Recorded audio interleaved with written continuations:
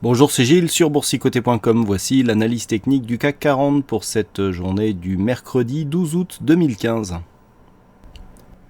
Et donc ça a été bien plus vite que prévu. Hier, je vous indiquais un objectif probable sur une cassure de cette zone ici des 5099 points qui se situait à 5051 points. Ça a quasiment été le niveau d'ouverture, ça a même été le niveau d'ouverture puisque le CAC 40 a ouvert à 5051. Qui est quasiment, donc 5051,49, qui est quasiment le plus haut, puisqu'on est à 5051,72 pour le plus haut. J'y reviens parce que ça va avoir son importance.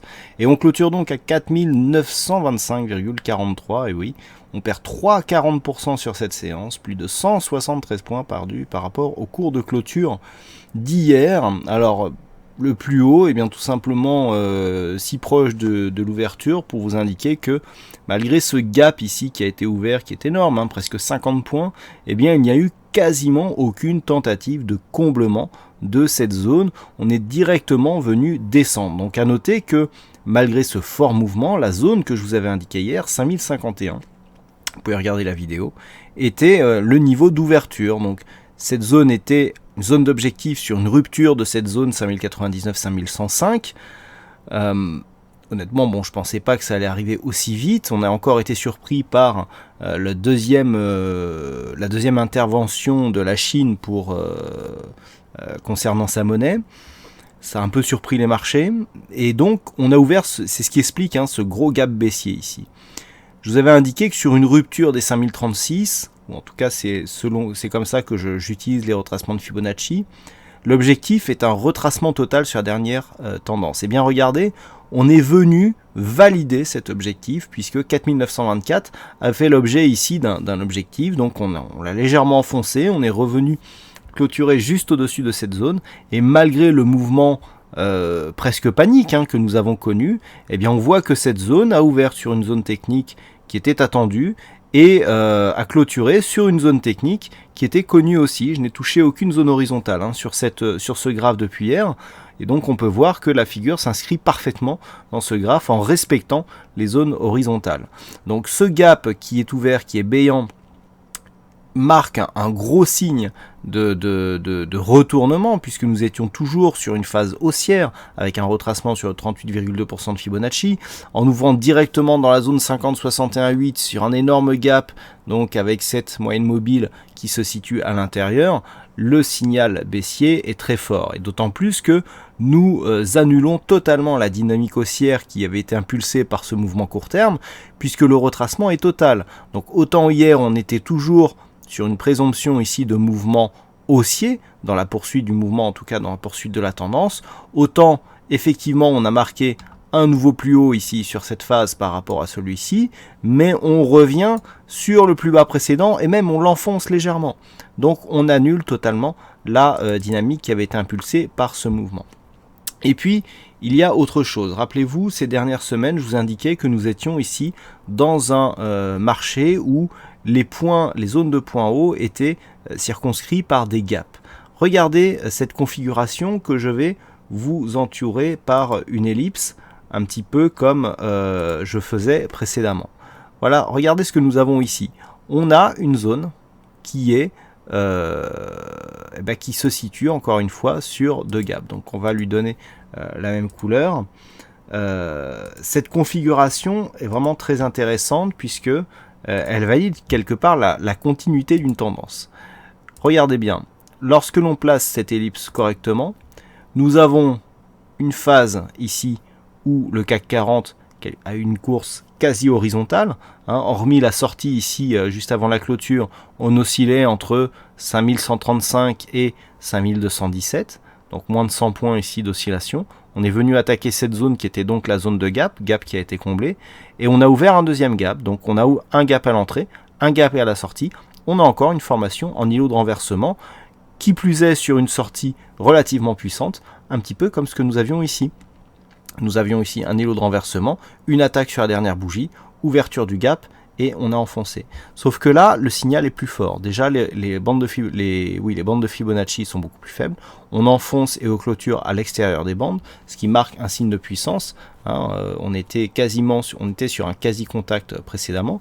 À noter que depuis le dernier contact, ici des bandes de Bollinger, qui s'est fait sur la bande inférieure, sur cette phase de hausse, il n'y a pas eu contact, et sur cette deuxième phase, il n'y a toujours pas eu contact. Le dernier contact avec les bandes de Bollinger, c'était ce jour, le 8 juillet, la clôture le 7 juillet, clôture à l'extérieur des bandes de Bollinger, sur la bande baissière. On n'a plus touché la bande de Bollinger supérieure depuis le dernier contact, il était même encore antérieur. Voilà, le dernier contact qui date du 27 mai 2015, pour le contact sur la Bol Sup. Donc on est ici sur une marque de puissance avec cet enfoncement ici de la bande de Bollinger. Accessoirement, on vient terminer le comblement d'un gap précédent. Nous avions un gap ici qui était resté ouvert puisque nous avons un plus haut ici qui définit le plus bas du gap à 4922,63 et que cette bougie ici, dont le plus bas s'inscrit à 4924,29, avait laissé quelques dixièmes de points, voire même un peu plus d'un point pour combler ce gap. On vient là aussi combler ce gap, mais cette zone ici de point haut constitue un support, la même zone qui avait connu ici suite à la phase de baisse au mois de juillet. Donc là clairement sur la tendance court terme, on annule la dynamique, on passe au mieux sur une tendance court terme neutre. La tendance moyen terme, elle, était déjà neutre. Maintenant, ce qui est un peu inquiétant, c'est pour la suite.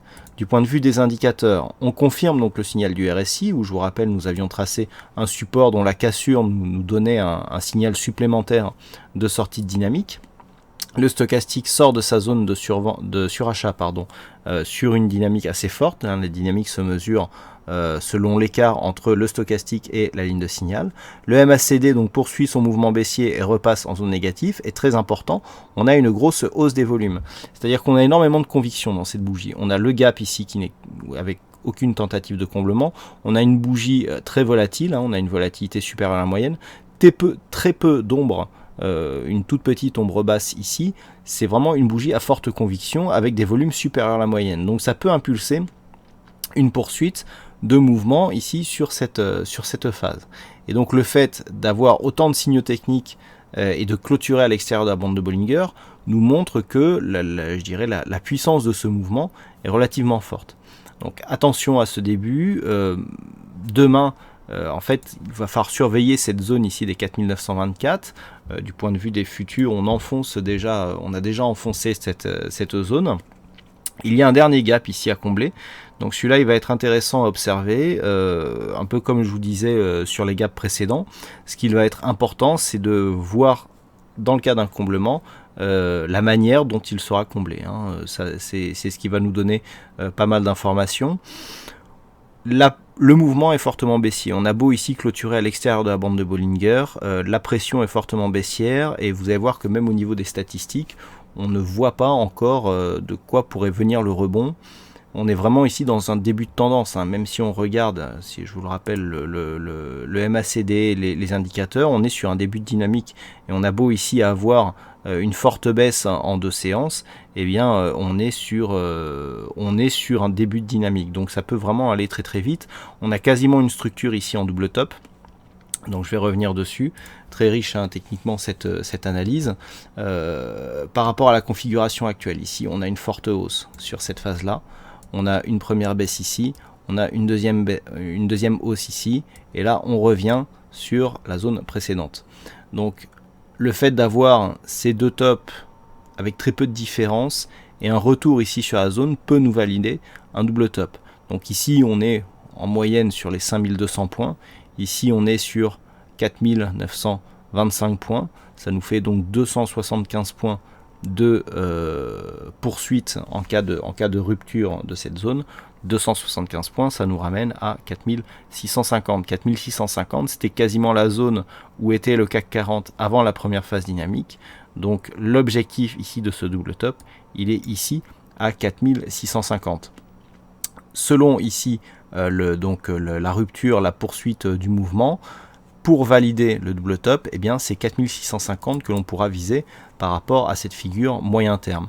Entre temps, donc nous avons cette zone ici des 4863 points, puis un retour sur 4780 semble assez probable dans le cas d'une poursuite du mouvement baissier.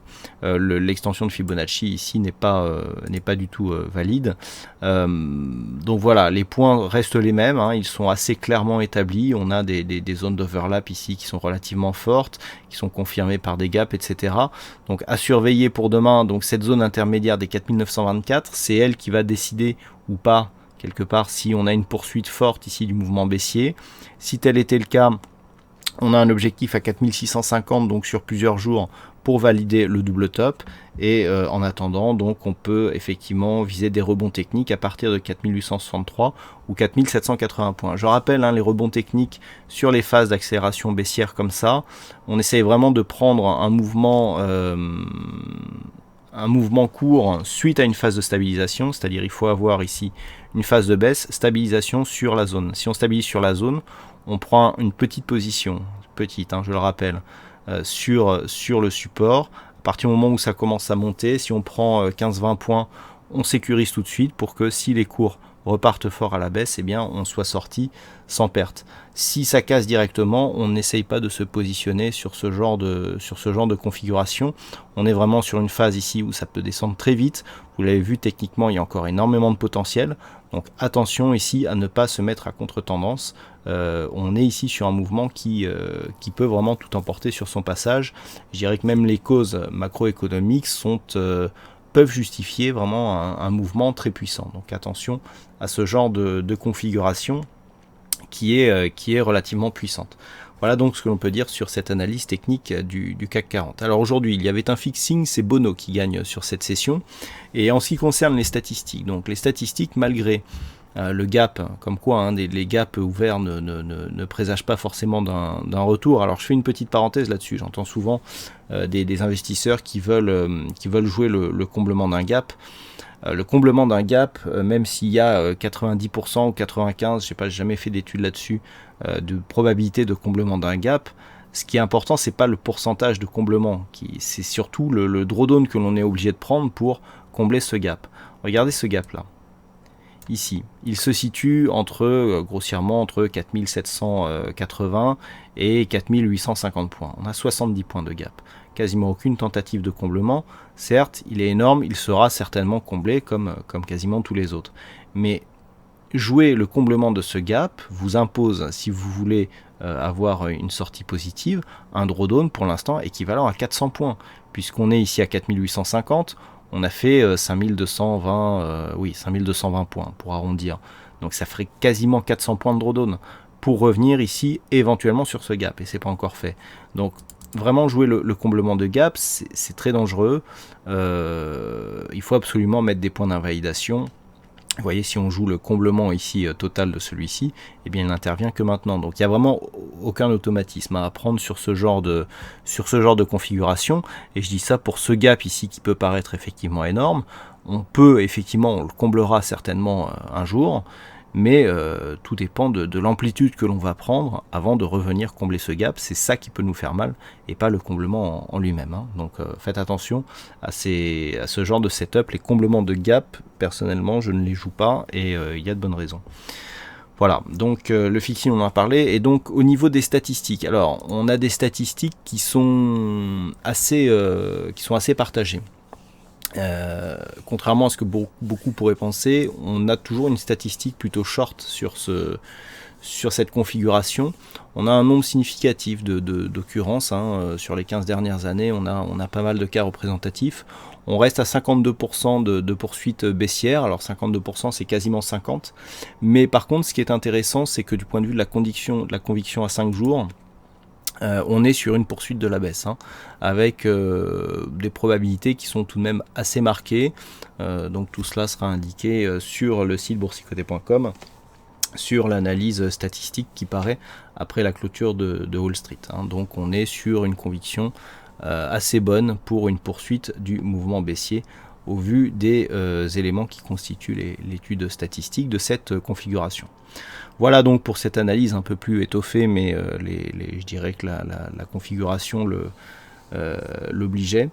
Je vous souhaite donc à toutes et à tous une bonne soirée, bonne chance dans vos prochains trades et on se retrouve donc dès demain pour d'autres analyses techniques sur le site boursicoté.com. Bonne soirée à tous.